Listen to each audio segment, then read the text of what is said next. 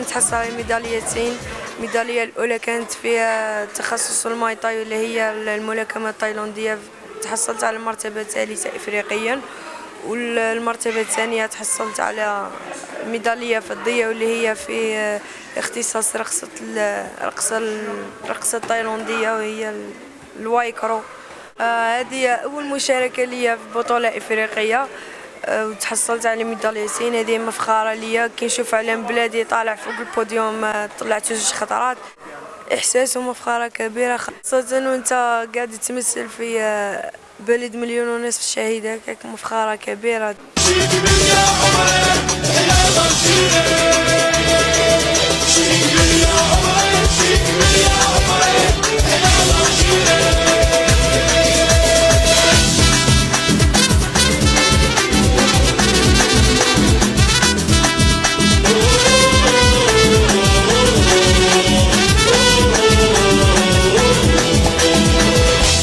مشرق قسنطينة CMC مدرسة عريقة، عندنا أبطال في كل موسم، سواء أبطال الجزائر ولا أبطال العرب ولا أبطال أفريقيا.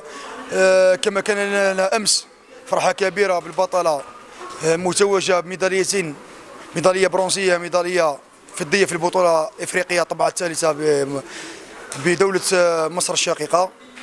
كما ما يخفى لكمش الفريق شباب مشرق قسنطينة يحتل المراتب الأولى من 2017، وشباب مشرق قسنطينة محتل المراكز الأولى وطنيا، ولنا عناصر سيدات ورجال في الفريق الوطني.